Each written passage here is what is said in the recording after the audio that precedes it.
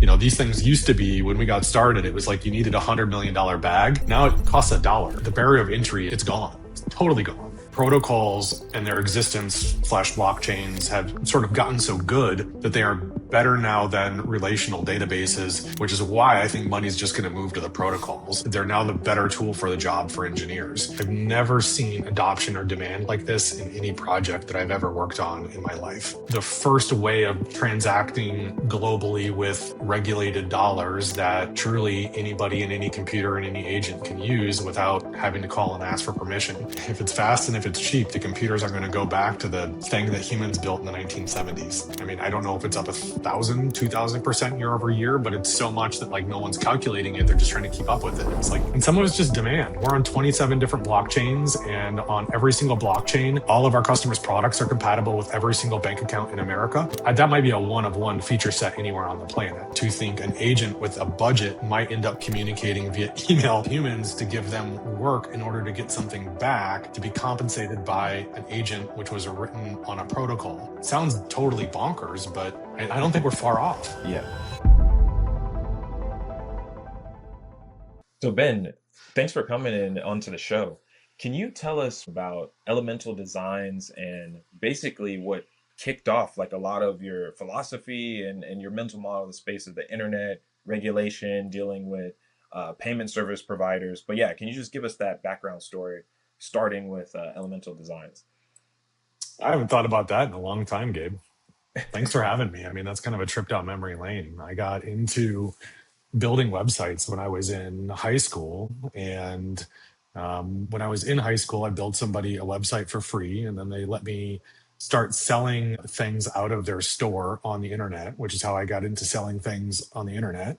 And my first company was just selling speakers online. And so in order to do that, we needed a e-commerce store. We used something old school called, I think it was PHP Commerce, and hacked together a bunch of different payments products to accept payments. And that's how I got exposure to initial payments infrastructure and how slow and expensive it was.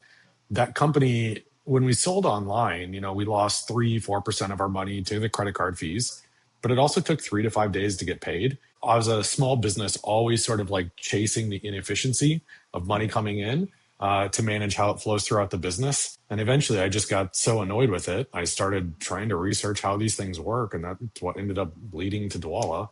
And man, that was a ride in of itself. Yeah, you guys even said you either got close or were doing like millions of dollars of sales on the studio business. The experience that led to Dwolla, can you just double tap into that a little bit more? Yeah, with the logistics and payments and that transition to Dwolla, and then if you can speak on Dwolla a bit as well. Yeah, I'd be happy to. I mean, as a small business owner, there were no investors. It was just me. The credit card fees, I think at the time, I haven't thought about this in a long time, but it was like $50,000 a year, if I remember correctly. Wow. And as a small business owner, you look at that much money going out the door, it's hard to unsee. And the business was doing well enough that we had to start thinking about what are our cost centers. And for whatever reason, that was a cost center that to me was just really interesting and a problem I started working on. And then once I started working on it, I kind of stopped going to work. I sold that company to start working on what became Dwolla. But the general insight was there is that simply at that point in time, getting access to bank infrastructure to move money between two bank accounts was actually relatively complex. And so the initial product was very simple. You just allow people to move money from a bank account to another bank account, and that's it. And that was the whole thesis by which the company was launched under. It became lots of different things and eventually became, what it is today. But the early thesis was just create the most efficient mechanism for two people with internet connected devices to move money. That's it. I've noticed kind of like a through line for a lot of the stuff that you worked on. It seems like toll booths and governance and kind of taking like regulation and packaging it into product. So you went from Dwolla and working on this governance, and then co-founded Basis Theory. And can you speak on that a bit as well? Yeah, I think there is an issue with just how we store and protect data on internet connected devices in browser, so on and so forth. And there were a couple friends who I co-founded the company with. And, the kind of general thesis there was just protecting data at rest and in motion and applying that to every internet connected device. I think that the way the go-to-market strategy, which is really a function of my co-founders, has become protecting a lot of payments data, even though that wasn't necessarily the original impetus for the work. It was more broadly, call it all data.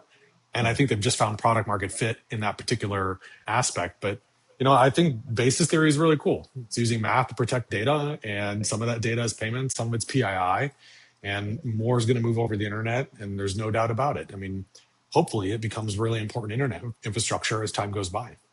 Yeah.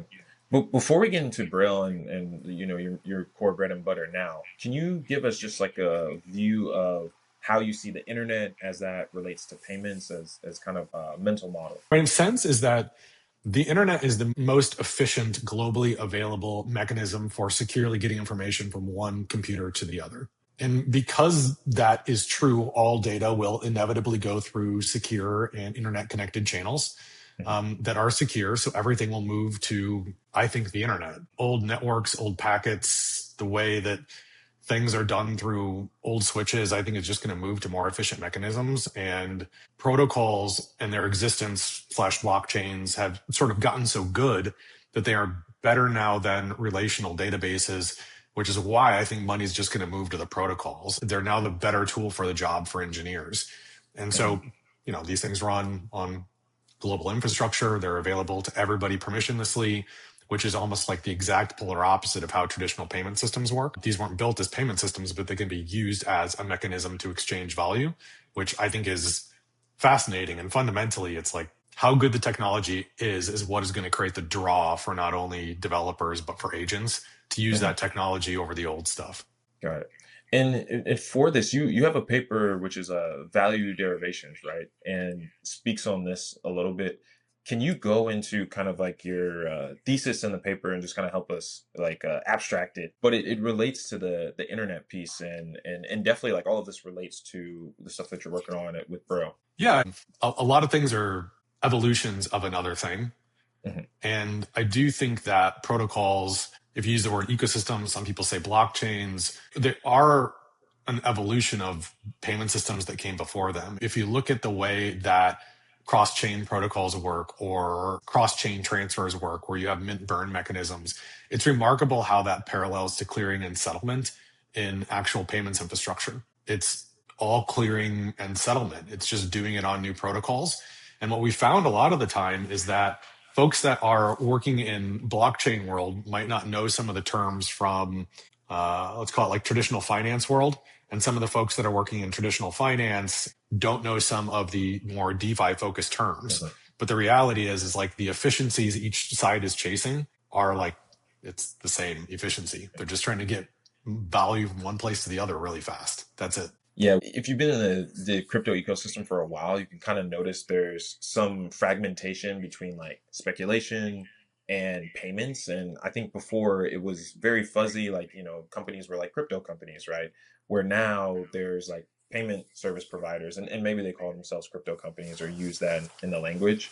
Yeah, curious your thoughts on that is as it pertains to my theory of where I'm seeing is like crypto on the payment side kind of just abstracts into financial services products. That's how we're kind of thinking about it right now. But I'm curious to hear your take or kind of lens on that. Yeah, we see a ton of demand from payments companies. We're not a payments company, but we speak the lingo.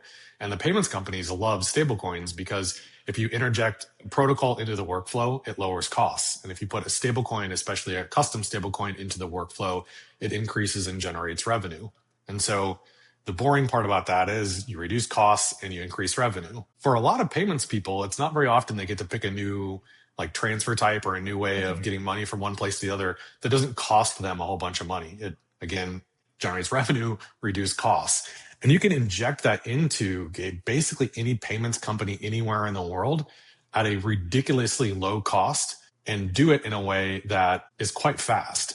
Because of the way development now works and everything else, you can implement these new technologies in like an afternoon. You don't need a 3-week, 6-person dev team to implement it. You can do it with Claude pretty quickly and get up and running without huge long-term commitments. And, these things used to be when we got started, it was like you needed $100 million bag. Now it costs $1. Like the barrier of entry it's gone. It's totally gone.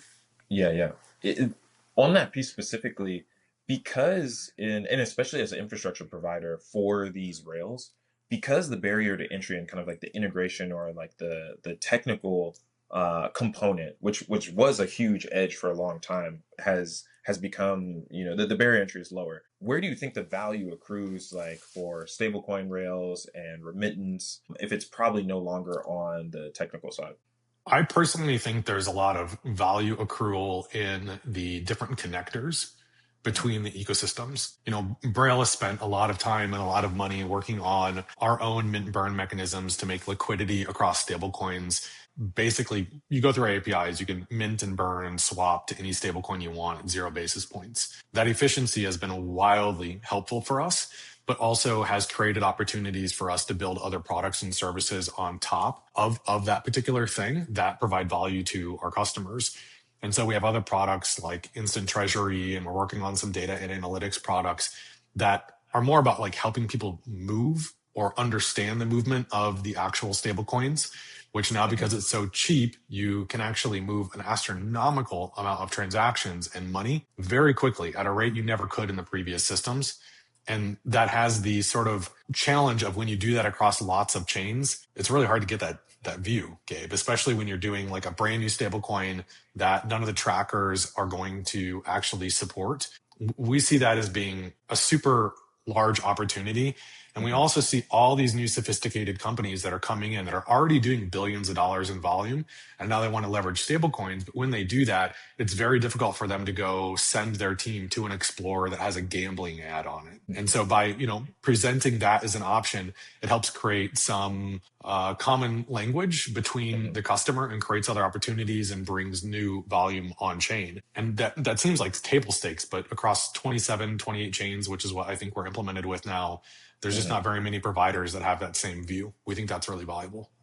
Got it. So do you think kind of an edge here is or being able to basically package this stablecoin use case as a product for financial institutions? Absolutely. The financial institutions we see coming into us, a lot of them, one of the things they really like about Braille is that our key management infrastructure and our MPC infrastructure that signs all of our transactions is what powers our regulated product and has powered, billions of dollars in commerce, is growing really quickly and has been somewhat battle tested. So when we're going to a financial institution and saying, if you want to use, 27 different chains without having to learn the languages through the API, this is an API you can utilize that is already battle tested, already audited, already all of these things. That also does not charge things like an AUM fee for assets held in the wallets. We've designed the pricing for that to be very FI friendly. So it Mhm. looks and kind of smells like financial institution partner pricing that they would expect from legacy providers instead of what they might normally see, which is a basis points on AUM or a basis points on transfers, which is a non-starter for big financial institutions to participate. Mhm. I think we're kind of absorbing the ideology and like the edge of Braille. Can you just give us like a high level bird's eye view of the product and the suite and just over again of like the types of customers that you guys are servicing? Absolutely. Braille is a stablecoin issuer, and we also help our clients use and move stablecoins. There are lots of different ways in which we do that. The things that we spent the early days on is we spent a couple years getting our own licenses. So we hold money transmitter licenses all around the United States. So when a client works with us, we're the regulated entity that they're working with.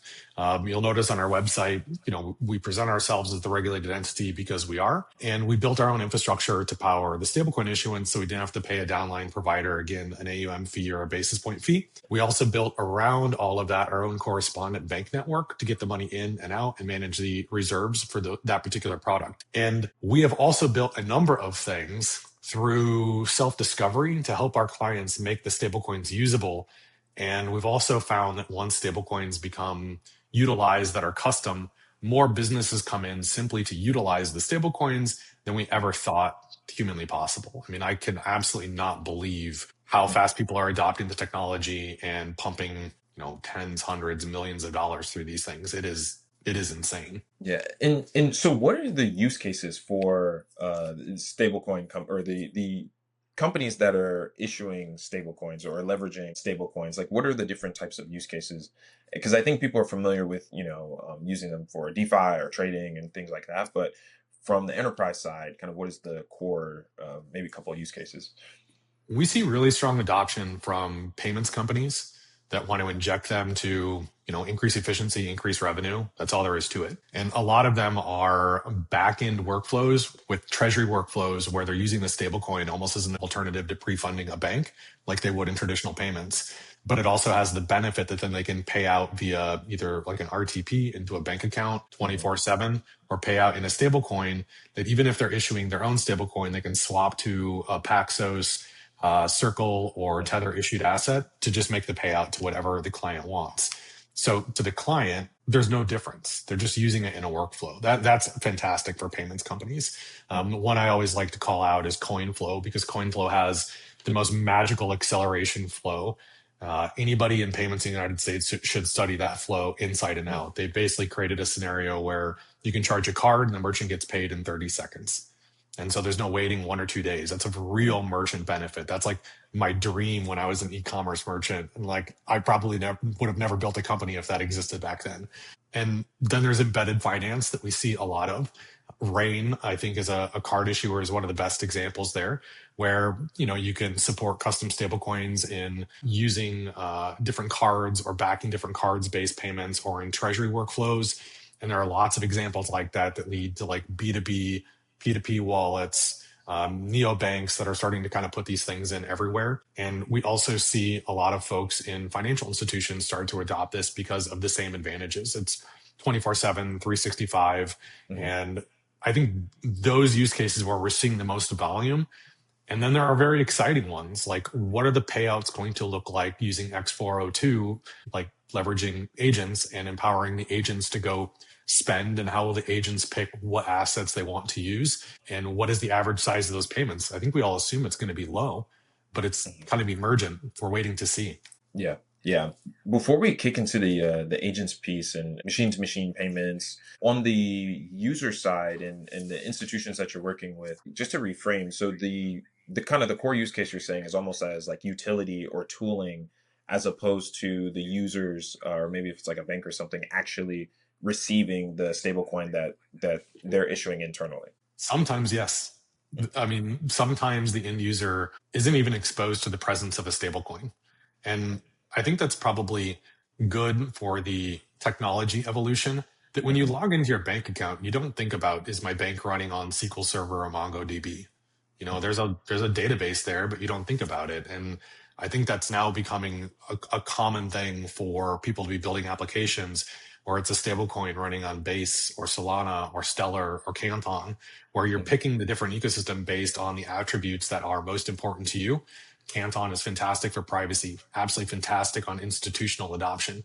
Solana is fantastic on payments companies. Payments companies really love Solana because fast and cheap. And each ecosystem has its own attributes that I think are probably best suited for a specific use case. And so we spend a lot of time there, Gabe, and thinking about what's the use case for this ecosystem. Radius is another. Radius is very agentic. Got it. And then for the kind of like this transition, so there's the core use cases, these institutions are using stablecoins as plumbing. What are the kind of like the R&D or like the novel new implementations that you think are going to be pretty big? I think it's implementation in agents or in LLMs. Like I can build my own neobank on Brale's APIs with fully routable accounts in 3 hours in Cursor. It's not hard anymore. It's literally what's the prompt. And what's so amazing is there is actually good products that are coming out this way. And there are good products that are starting to build on top of another. And in a world where the asset is composable, the ways in which you interact with it can be done via DeFi or via protocols, and you can move between different ecosystems basically at no cost, virtually infinitely, globally across any device.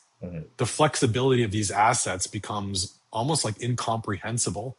Because if you think about the way the banking system works, everywhere you have to ask for permission, where the permissions in these new assets and in these new protocols are in code. You're not negotiating with humans. It's like the human challenge is, are you smart enough to interact with the asset? And everybody is. It's just a function of, do they want to or not? And because they're more efficient, the actual tools that we're using to build software are going to pick stablecoins and protocols as sort of like the money or the like of the form of money that they want to use because they're more efficient because they can access them. Nobody wants to get in a prompt, hey, call your bank. Yeah.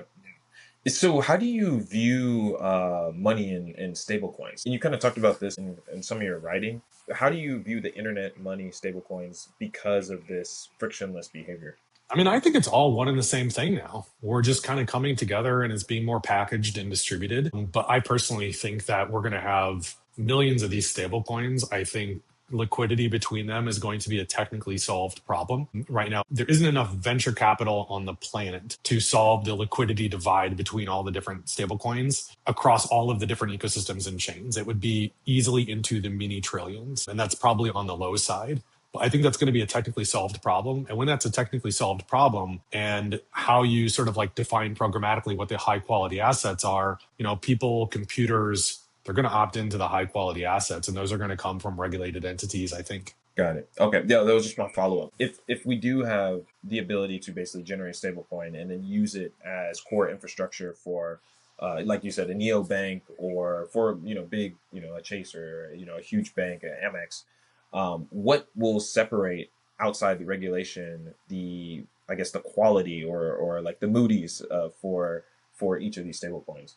I hate to say vibes, but like it's hard to describe what taste will look like in that environment, because it's a decision that we probably today don't have to make. But it's like, if you use a computer all day, you probably have an opinion on whether or not you want to use an IBM ThinkPad or an Apple MacBook. There will be a similar comparison between the integrity or the different types of people that are attracted to one over the other in different forms of money that today we don't think about it in that way. But my guess is that most people just want stable money, and stable coins in a protocol can be very high quality, stable money that's very versatile and gets you in and out. And as other products and services are built, if people can't get in and out of them, or the underlying entities fail and things like that, people will opt into money accordingly. Or in the future, agents will probably get access to certain assets, but then because they don't deem them to be statistically safe, get rid of them as fast as they can. Yeah, I think right now we're even starting to see this already with like kind of just the anecdotal feelings with like USDC, USDT. There's kind of like the data, right? I think probably most commerce happens with USDT, where most of the banking infrastructure and like TradFi, money movements, vaults, and stuff probably happens with USDC. And then there's like the whole slew of algorithmic and other stable coins. And then OUSD too, the newest kind of in the branch. But yeah, between those two, I think between institutions, consumers, and also like geo-located stable coins, they're definitely starting to kind of build out these like cabals or groups with different use cases. Yeah, I think you're totally right. Consortiums are happening with institutions, with businesses. One of the stablecoins you mentioned, you could argue is like a consortium. And I think that there are many consortiums of banks around the world that are working on these different projects. And the deep irony is that even when they create their own stablecoin, because of the amount of liquidity that effectively has been seeded in the market by Tether and Circle, you end up, by virtue of almost need, using those assets as you move throughout the world. They become a part of your workflow. And, I think the world owes both those companies a great thanks for the opportunity that's basically been provided, because they're the liquidity leg at the end of a lot of transactions. And that's also what continues to drive growth, is that the liquidity is so deep across those assets that people continue to use them as the last leg because they know the liquidity is there. And so with all this liquidity, and now you can basically like spin up your own stablecoin, implement it, like what is the missing kind of layer or catalyst? Or do you think like the ship has already basically sailed and things are moving at lightning speed? I think the ship has sailed and we're moving at lightning speed. And literally the delta between all the stuff we're talking about is people like you and me swivel chairing over to the next window and doing it. It's just absolutely incredible how much of the technology is there. The SDKs are there. The demand is there. Like I can open up any window on my computer and find a life-changing opportunity in every single window, in every single chat. Like the transition it's happening. And like the challenge is servicing the demand. It's exhausting. That's awesome. And then for the agent payments, we want to understand like what is your thesis around this, and where do the agents actually get slotted in, especially now since there's so much demand? I'd say from what we're seeing, at least with like X402 and machine payments, there is like demand picking up, not on the scale of, TradFi and institutions, but ultimately in the long run, are these parallel sized ecosystems? Is one going to outrun the other? Kind of what is your thesis around that? My assumption is that agent commerce, at least in terms of quantity, as I'm sure many other people that have joined you probably think the same, is that it will simply outnumber human commerce, at least on a per transaction basis. Mm-hmm. You and I can only have one conversation at the same time, but we could have activated before this 100 different agents to go make 1,000 different purchases or view a gazillion different websites and purchase one piece of data from another website for, a tenth of a cent if the infrastructure is there. Mm-hmm. One of the biggest blockers for that infrastructure right now is something that supports the amount of throughput or TPS that's required to support that type of purchasing bandwidth. Mm-hmm. There isn't a chain that can support 100 million TPS. But if you're following Cloudflare, you know that eventually, they're going to find a solution. And when they're posting about things like Meerkat or solving at the consensus layer for massive distribution and massive throughput, and you have teams like Radius, who was the Benchen team worked at an MIT Fed project called Project Hamilton that was basically trying to think about a CBDC for the US government. These are people that are on the edge of it now working to solve those things. And, these are the people who are top of mind for me. There are lots more. I think it's going to be a solved problem. And then once the bandwidth is there, eventually, Gabe, I think we're going to have an open claw type moment for agents of, oh my God, what happened?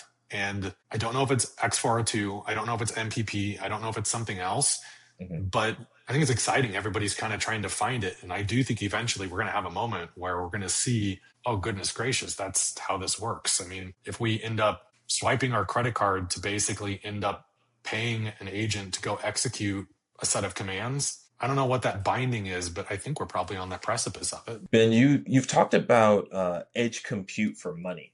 And just in general, edge compute is kind of thought of, being able to process information locally or on the edge. What does that even mean for something like money? Well, edge compute, I think a lot of the times when we think about it as part of the computing stack, it's you can process a lot of information really quickly at the edge in little teeny tiny bits globally everywhere.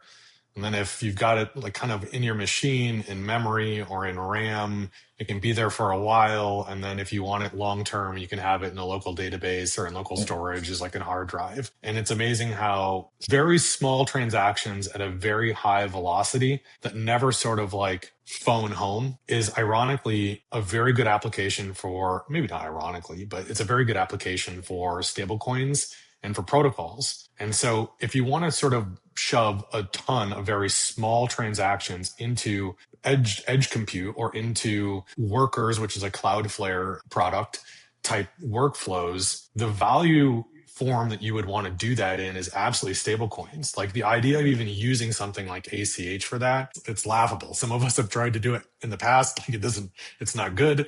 But when you take, Base and a custom stablecoin, it's amazing how you can inject basically endlessly free workflows into things in edge compute. And maybe that plays out in payouts somewhere. Maybe that plays out on how X402 processes an agent that basically is supported by a worker's workflow. But suddenly these are less about payment types and more about almost the configuration of how the server decides it wants to get paid. And maybe it's a human getting paid on the other side, or maybe it isn't. Maybe it's an agent operating the site or the service. I don't think we're far away from that either. Do you think finance is being packaged as workflows? There's almost a different framing here of the way you're approaching this stuff. Yeah, I absolutely think it's workflows. I think it's here are your building blocks for this solution. Payments company, here's your workflow that you can kind of run with. Here's the configuration of how it can work. And when you find the configurations that make money, reduce costs, that's motivation for business. That's all business wants, is they want to reduce costs, increase revenues. And I do think in that way, stablecoins and protocols will inevitably be the adopted form basically everywhere, except the systems that almost intentionally fight it. or need features that aren't yet available into protocols. And eventually, I think protocols will fill that gap. Privacy on Mhm. protocols was something we were talking a lot about a couple of years ago. Canton came along, that solved it. And now we're talking about, well, what does low cost privacy preserving chains look like? And there are lots of people working on that. Mhm. So, what about your thoughts on the difference between like these card issuers like Visa, MasterCard, who are doing a lot of stuff and they're working on stables, right? Stable solutions. Visa has a crypto team. We had one of the guys on the show before. Do you think the card network, or kind of like the value proposition, which is the network that handles chargeback disputes, the trust there erodes to blockchain rails, or are those going to be kind of in parallel? Yeah, I'll reframe a little. Sure. I think it evolves the protocols, right? It's like there is an interaction between the card network, so like a Visa, and we partner with Visa. We love the Visa team, and when you Mhm. swipe a Visa card, the merchant eventually has to get paid. And behind the scenes, Visa is like any business that it wants to optimize for its costs, and so it wants Mhm. to find the least cost route between its different participants, and it wants to increase revenues, which really comes with making the end customer very, very, very ridiculously happy and reducing time. And protocols are actually the solution to many of those problems. And Mhm. protocols don't replace the relationship that Visa has with the merchant or the Mhm. relationship that Visa has with the issuing bank that issues a Visa card. So if you think about the proprietary Visa layer, those things are still valuable. But if you think Mhm. about the stablecoins and the protocols under the hood, those are also valuable, and you can now put them together really quickly. And the reason I love this conversation is because we're talking about Visa. Visa is arguably the most important payments company on the planet. And if Mhm. Visa is taking action, and if Visa is moving quickly, and if MasterCard is doing that, and so many others are, every business in America and around the world that is paying attention is looking at these technologies and saying, well, how do I use them? And I think they really just need playbooks. Yeah. So what does it look like in 3 years for Visa then? Like what is kind of the experience maybe with agents, or with even just general like enterprise merchants? I would hope that the sort of like macro impact to a company like Visa. Obviously, I can't speak for them. It'd be great if Kai was Mhm. on, but it's like increased efficiency is good. Increased or decreased revocability is good in settlement workflows. And in theory, in a real time world, the money should always be where it's supposed to be instead of holding counterparty risk for someone else. And that should result, hopefully, in less risk in the system, faster payment, better liquidity for merchants, and the same great experience for consumers. So my hope is that, well, that should mean the technology gets adopted and their businesses grow. My sense is the businesses that are probably most at risk are complacent businesses that are not working to adopt the latest technologies to make their business better. But Mhm. that's kind of that's always the same. This is just, Yeah. maybe the first way of transacting globally with regulated dollars that truly anybody in any computer and any agent can use without having to call and ask for permission, which is awesome. Yeah. Yeah, and there's quite a few, right? There's like Visa and MasterCard. Those are the two payment providers. Stripe has done a lot of stuff across like agents, payments, stablecoins, multiple acquisitions. But there definitely is like a huge like cohort of known established players that just have like done nothing essentially, which is pretty interesting to see as the space is moving so fast. Yeah, I agree with you. Visa, I think, is important because as a brand, it's like Coca-Cola. Mhm. And I think that is important. And it does help create a legitimacy and also tells banks around the world that this is a proactive, positive technology and opens the doors to other workflows, which is wildly exciting. And obviously, this is a incredibly Americanized view. If we had this conversation anywhere else in the world, we'd be swapping brands in and out. But I'll come by that honestly. Yeah, yeah, yeah, agreed. And then for like just taking a step back to the agents, where are you seeing kind of this major use case for the agents and payments? If you're seeing everything as like workflows, right? If the payments are just enabling workflows, then what is like the optimal workflow where the agents just take off? And Cloudflare, there's Cloudflare, AWS, they're dealing with like content gating, there's X402s. But yeah, again, like, what is the workflow for the agent that you think where this thing just goes off?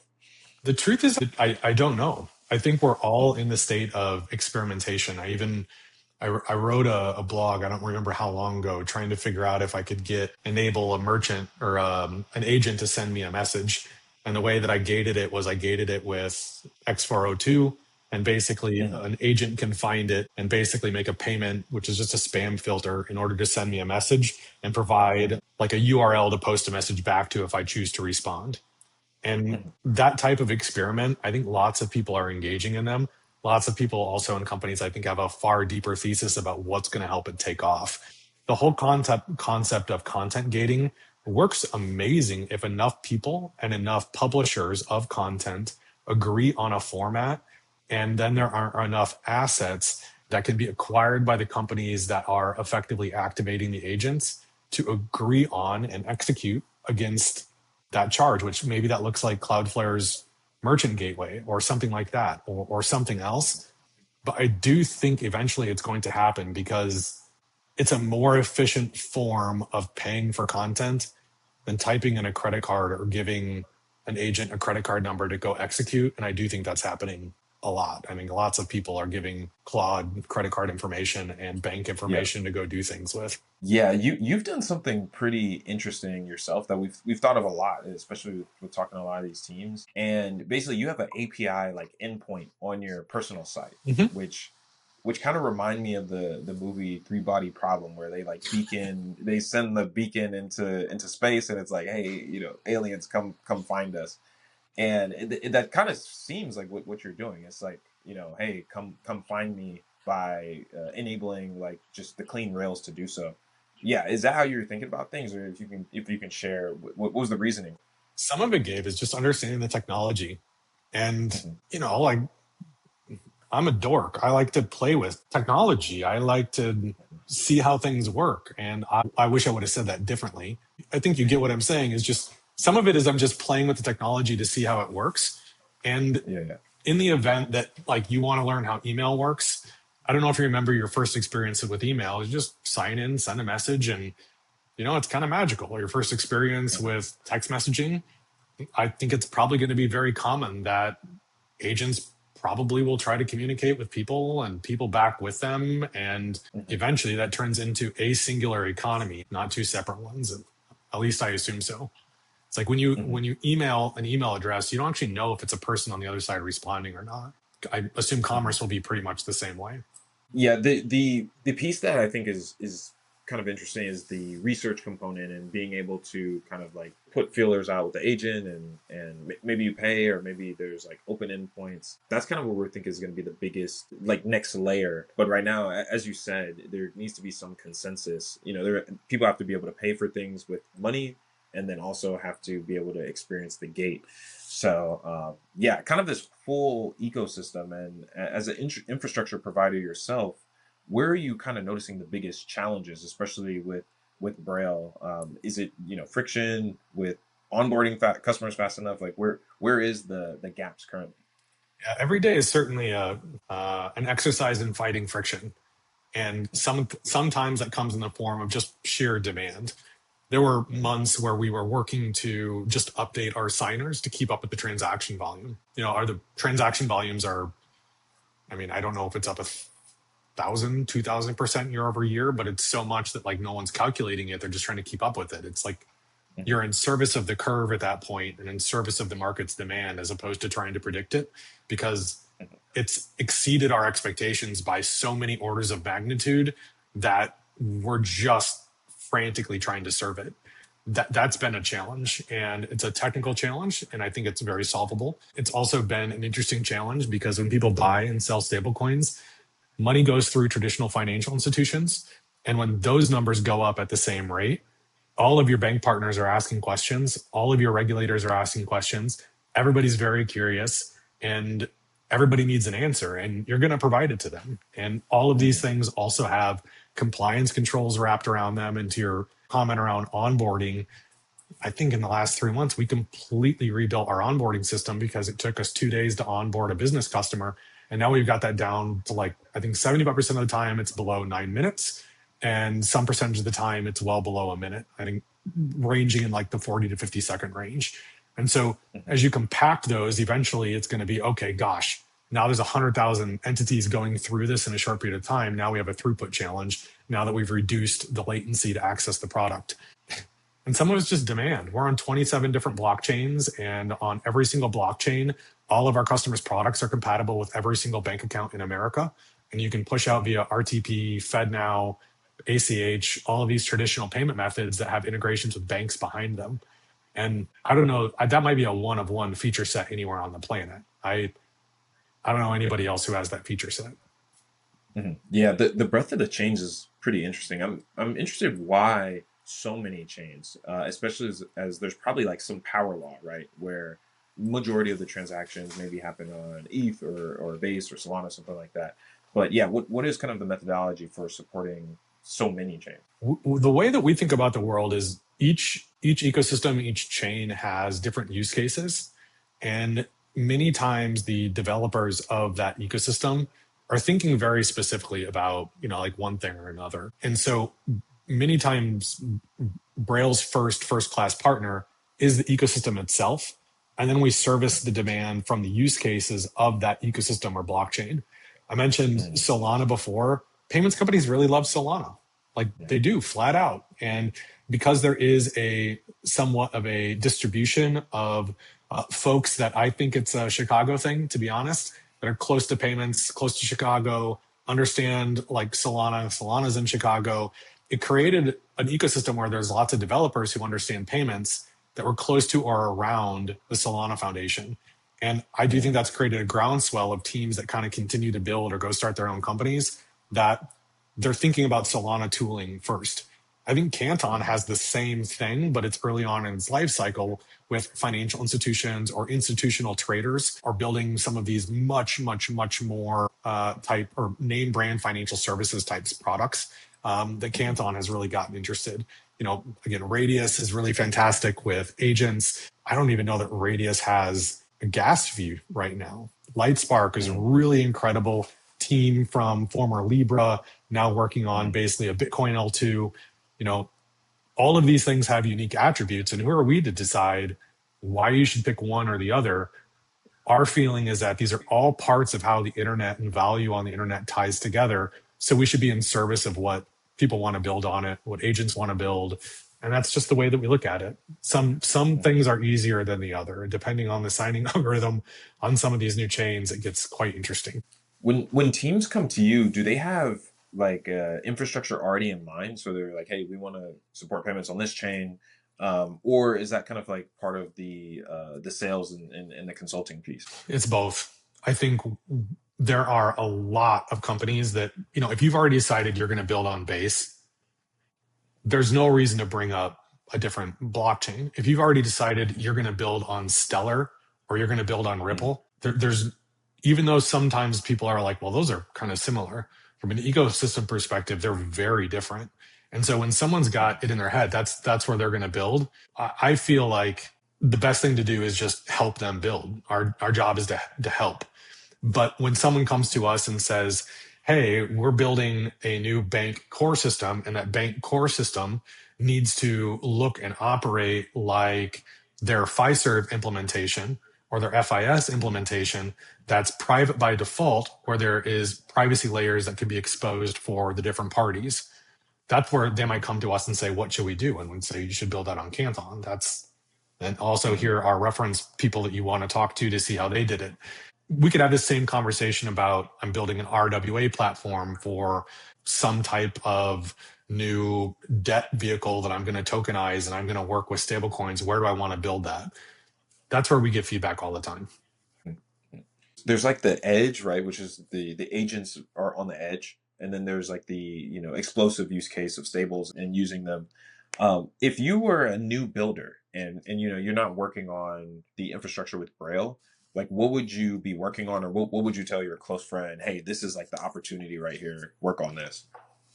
My world is pretty Braille centric. I really do think we're going to have a Claudebot type moment with agents that lights up either content or something else that we haven't figured out. Like an instance paying another instant via an agent for priority. When you put agents or computers in the position to start negotiating things for humans based on their Mhm. preferences or permissions, that's something that's like pretty sure has never existed before. And so Yeah. when that actually gets locked in and starts happening, what happens to like agent to agent or human to agent or agent to human commerce, where it's also not insane to think an agent with a budget might end up communicating via email with humans to give them work in order to get something back to be compensated Mhm. by an agent which was written on a protocol. Sounds totally bonkers, but I don't think we're far off. Yeah. Yeah, I agree. Yeah, there's been some pivotal moments like GPT-3 and then Claude by OpenClaw. And even agents. I think like even the OpenClaw piece with agents has not like fully hit the full use case yet. And we're still trying to figure out, okay, like, how can we use these different agents? And that's why I think a lot of why X402 is kind of serve as like a vending machine where, you take your agent and you purchase an endpoint. The closest I've seen so far is like advertising, like machine to machine payments, and advertising just has like this weird market structure where you can't really price the ads forward, so it's almost optimal to do like live real time bidding. But outside of that, very niche slice. I haven't seen anything where you wouldn't just use like a marketplace or something like that, right? Yeah, there's so many of these use cases I know nothing about. Sometimes people pop Yeah. up and they're talking about, I think there was one client who had payments that were related to vendor settlements at the World Cup. It's like, why do you Mm. want to use stablecoins for that? Well, it's Mhm. faster than a wire. Everybody wants dollars. This is way easier. I think seeing those use cases on the human decisioning side is really interesting. The agent side just seems almost inevitable again, because when you get down to like the tenth of a cent or a hundredth of a cent or a millionth of a cent in terms of costs, and you think about the velocity of these payments, computers just are going to choose the lowest latency path. And, you know, if it's fast and if it's cheap, the computers are going to go back to the thing that humans built in the 1970s. Yeah. Yeah, this has been great. One more question before we wrap up here is basically we ask this at the end of every episode, but where is the alpha that you're seeing? And I know we touched on quite a bit, like, the space is just accelerating, there's the edge, but even maybe outside of the payment space or the agent space, like where are there other opportunities that you're looking at? And sometimes that might be like a book or something interesting you've seen, or an experiment, etc. But yeah, what else are you seeing that you think is valuable? I think there's a couple different things happening all at once.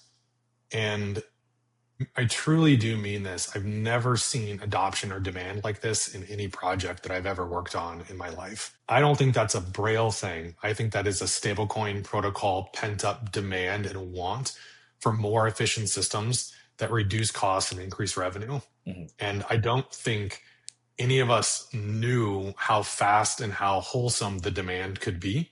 And by focusing on how we fit these things into traditionally kind of boring workflows, Hmm. might be how we help them reach their potential Uh, to really help the shift of relational databases to protocols, because the protocols are now the better tool for the job. We just need to help technologists and whatever technology wants to really use them and accelerate. mhm. And every single week, it feels like there is something new that is coming out that could be really, really, really great. Mhm. And it's confusing as hell for the buyer. And figuring out how to communicate it to the buyer can a lot of the time be the the key insight. Yeah. Just one more like piece to that. How do you know that you're not veering off course if there's all kind of these big things that are coming up? Like, what is the through line or kind of like the edge that know that you're maintaining for Braille? As a business, the revenue is always quite important. It's pretty simple. We're a for-profit entity that's venture funded that built a regulated product in order to help a technology opportunity reach its potential, Mhm. which is protocols.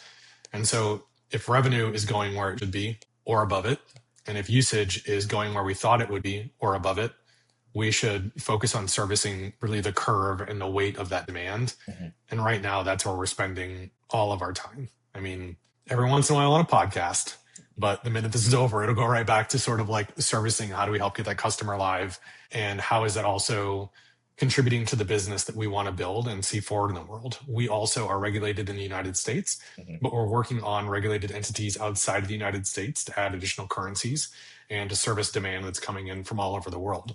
So for us, we're very much in still the early stages of building the financial institutions all over the world to fill the demand while we're scaling the U.S. operation.